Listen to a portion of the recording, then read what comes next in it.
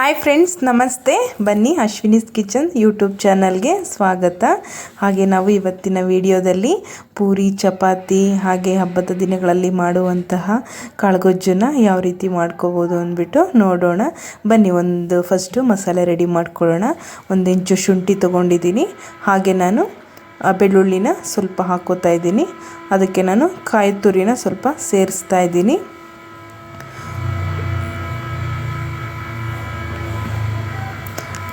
ಹಾಗೆ ನಾನು ಪಲಾವ್ ಐಟಮ್ನು ಕೂಡ ಸೇರಿಸ್ತಾ ಇದ್ದೀನಿ. ಸ್ವಲ್ಪ ಕೊತ್ತಂಬರಿ, ಪುದೀನ ಸೊಪ್ಪನ್ನು ಕೂಡ ಸೇರಿಸಿದ್ದೀನಿ. ಇಷ್ಟನ್ನು ಸೇರಿ ಗ್ರೈಂಡ್ ಮಾಡಿ ಇಟ್ಕೊಳ್ಳೋಣ. ಸ್ವಲ್ಪ ತರ್ತರಿ ಆಗಿದೆ, ಸ್ವಲ್ಪ ನೀರು ಹಾಕ್ಕೊಂಡು ಮತ್ತೆ ಗ್ರೈಂಡ್ ಮಾಡ್ಕೋತಾ ಇದ್ದೀನಿ. ನೆಕ್ಸ್ಟು ನಾನು ಇದಕ್ಕೆ ಧನಿಯಾ ಪೌಡರು ಸ್ವಲ್ಪ, ಹಾಗೆ ಗರಂ ಮಸಾಲ, ಅಚ್ಕಾರದ ಪುಡಿ ಮತ್ತು ಮನೆಯಲ್ಲಿರುವಂತಹ ಸಾಂಬಾರು ಪುಡಿ ಸ್ವಲ್ಪ, ಇಷ್ಟನ್ನು ಸೇರಿಸಿ ನಾನು ಇನ್ನೊಂದು ಸರಿ ಗ್ರೈಂಡ್ ಮಾಡ್ಕೋತೀನಿ. ಹಾಗೆ ನಾನು ಇದಕ್ಕೆ 1 ಟೊಮೆಟೊ ಕೂಡ ರುಬ್ಬೋದಕ್ಕೆ ಸೇರಿಸ್ತಾ ಇದ್ದೀನಿ.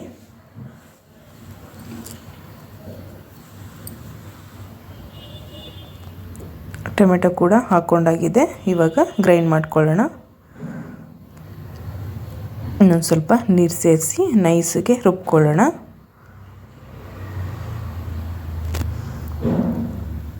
ನೋಡಿ, ಈ ರೀತಿ ಗ್ರೈಂಡ್ ಮಾಡ್ಕೊಂಡಿದ್ದೀನಿ. ನೈಸ್ಗಾಗಿದೆ. ಮಸಾಲೆ ರೆಡಿ ಮಾಡಿ ಸೈಡ್ಗೆ ಎತ್ತಿಟ್ಕೊಳ್ಳೋಣ. ಈಗ ಸ್ಟವ್ ಹಚ್ಕೊಂಡು ಕುಕ್ಕರ್ ಬಿಸಿಟ್ಟು ಎಣ್ಣೆ ಹಾಕಿ ಸಾಸಿವೆ ಸಿಡಿಸಿ ಈರುಳ್ಳಿ ಹಾಕ್ತಾಯಿದ್ದೀನಿ. ಈರುಳ್ಳಿನ 1-2 ನಿಮಿಷ ಚೆನ್ನಾಗಿ ಬಾಡಿಸ್ಕೊಂಡು,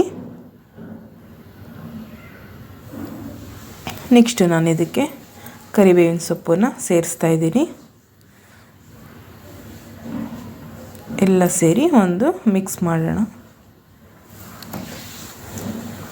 ನೆಕ್ಸ್ಟ್ ನಾನು 2 ಟೊಮೆಟೊನ ಸೇರಿಸ್ತಾ ಇದ್ದೀನಿ.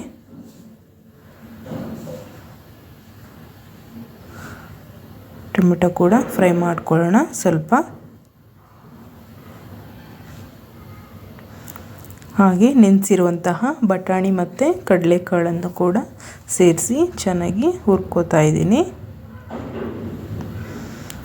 ಈ ರೀತಿ ಚೆನ್ನಾಗಿ ಹುರ್ಕೊಂಡು, ಹಾಗೆ ತರಕಾರಿನ ಸ್ವಲ್ಪ ತೊಗೊಂಡಿದ್ದೀನಿ ನಾನು. 1 ಕ್ಯಾರೆಟು, ಆಲೂಗೆಡ್ಡೆ, ಸ್ವಲ್ಪ ಬೀನ್ಸು, ಇಷ್ಟು ತರಕಾರಿನ ನಾನು ಕಾಳುಗೊಜ್ಜು ಮಾಡೋದಕ್ಕೆ ತೊಗೊಂಡಿದ್ದೀನಿ. ಎಲ್ಲ ಸೇರಿ ಮಿಕ್ಸ್ ಮಾಡಿಕೊಂಡು, ಇದಕ್ಕೆ ನಾನು ಲಾಸ್ಟಲ್ಲಿ ಸ್ವಲ್ಪ ಸಾಲ್ಟ್ ಹಾಕ್ತಾಯಿದ್ದೀನಿ. ಹಾಗೆ ರುಚಿಗೆ ಅಡುಗೆ ಅರಿಶಿನ ಸೇರಿಸಿ ಮಿಕ್ಸ್ ಮಾಡೋಣ.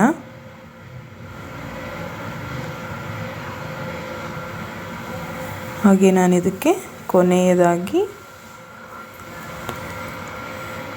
2 ಬದನೆಕಾಯಿನ ಕಟ್ ಮಾಡಿ ಇಟ್ಕೊಂಡಿದ್ದೆ, ಅದನ್ನ ಇವಾಗ ಸೇರಿಸ್ತಾ ಇದ್ದೀನಿ. ಸೊ ಬೇಗ ಬೇಯೋದ್ರಿಂದ ಬದನೆಕಾಯಿನ ನಾನು ಲಾಸ್ಟಲ್ಲಿ ಸೇರಿಸ್ತಾ ಇದ್ದೀನಿ. ಚೆನ್ನಾಗಿ ಮಿಕ್ಸ್ ಮಾಡ್ಕೊಳ್ಳೋಣ.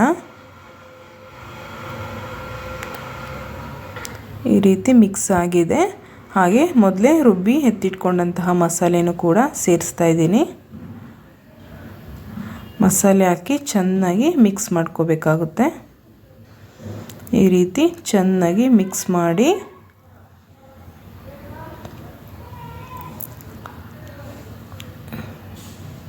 ಚೆನ್ನಾಗಿ ಮಿಕ್ಸ್ ಮಾಡ್ಕೊಳ್ಳೋಣ ಹಸಿ ವಾಸನೆ ಹೋಗೋವರೆಗೂ. ಹಾಗೆ ನಾನು ಇದಕ್ಕೆ ನೀರು ಕೂಡ ಸೇರಿಸ್ತಾ ಇದ್ದೀನಿ. ಸ್ವಲ್ಪ ಜಾಸ್ತಿ ಬೇಡ, ತೆಳ್ಳಗಾಗ್ಬಿಡುತ್ತೆ, ನೋಡಿ ಹಾಕ್ಕೊಳ್ಳಿ. ಗೊಜ್ಜು ಟೈಪ್ ಬೇಕಂದರೆ ಕಮ್ಮಿ ನೀರು ಹಾಕ್ಕೊಳ್ಳೋಣ, ಅಥವಾ ಸಾಂಬಾರು ಟೈಪ್ ಬೇಕು ಅಂದರೆ ನೀರು ನೋಡಿ ಹಾಕ್ಕೊಳ್ಳೋಣ.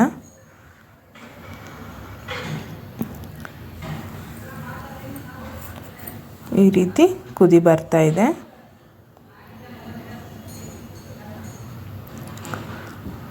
ತುಂಬ ಚೆನ್ನಾಗಿರುತ್ತೆ ಫ್ರೆಂಡ್ಸ್. ಈ ರೀತಿ ಮಾಡ್ಕೊಳ್ಳೋದ್ರಿಂದ ಬೇಗನೂ ಆಗುತ್ತೆ. ಹಾಗೆ ಪೂರಿ ಚಪಾತಿಗಂತೂ ತುಂಬಾ ಟೇಸ್ಟಾಗಿರುತ್ತೆ. ಹಾಗೆ ರುಚಿಗೆ ತಕ್ಕಷ್ಟು ಉಪ್ಪನ್ನು ಸೇರಿಸಿ ಚೆನ್ನಾಗಿ ತಿರುಗಿಸ್ಕೊಂಡು ಕುದಿ ಬರ್ತಾ ಇದೆ. ಇವಾಗ ನಾವು ಇದನ್ನು ಲಿಡ್ ಕ್ಲೋಸ್ ಮಾಡಿ 3 ವಿಷಲು ಕೂಗಿಸ್ಕೋಬೇಕಾಗುತ್ತೆ. ಕೂಗಿಸಿ ನಾನು ತೆಗಿತಾ ಇದ್ದೀನಿ. ನೋಡಿ ಚೆನ್ನಾಗಿ ಕಾಳು ತರಕಾರಿ ಮಸಾಲೆ ಎಲ್ಲ ತುಂಬ ಚೆನ್ನಾಗಿ ಬೆಂದಿದೆ. ನೋಡಿ ಫ್ರೆಂಡ್ಸ್, ತುಂಬ ಮಸಾಲೆ ಕೂಡ ತುಂಬ ಚೆನ್ನಾಗಿದೆ.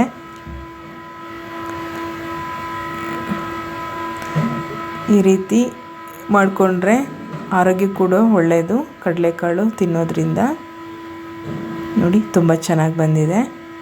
ಹಾಗೆ ಯಾರ್ಯಾರು ಈ ವಿಡಿಯೋ ನೋಡ್ತಾ ಇದ್ದೀರಾ ಅಶ್ವಿನೀಸ್ ಕಿಚನ್ಸ್ ಯೂಟ್ಯೂಬ್ ಚಾನಲ್ನ ಇನ್ನು ಯಾರ್ಯಾರು ಸಬ್ಸ್ಕ್ರೈಬ್ ಮಾಡ್ಕೊಂಡಿಲ್ಲ ದಯವಿಟ್ಟು ಮಾಡ್ಕೊಳ್ಳಿ. ಹಾಗೆ ಪಕ್ಕದಲ್ಲಿರುವಂತಹ ಬೆಲ್ ಬಟನ್ನ ಕ್ಲಿಕ್ ಮಾಡ್ಕೊಳ್ಳಿ. ಹಾಗೆ ಯಾವ ರೀತಿ ಬಂತು ಈ ರೆಸಿಪಿ ಅಂದ್ಬಿಟ್ಟು ಶೇರ್ ಮಾಡಿ, ಹಾಗೆ ಕಮೆಂಟ್ನಲ್ಲಿ ತಿಳಿಸಿ ಫ್ರೆಂಡ್ಸ್. ನೋಡಿ ತುಂಬ ಚೆನ್ನಾಗಿದೆ ಅಲ್ವಾ. Thanks for your watching.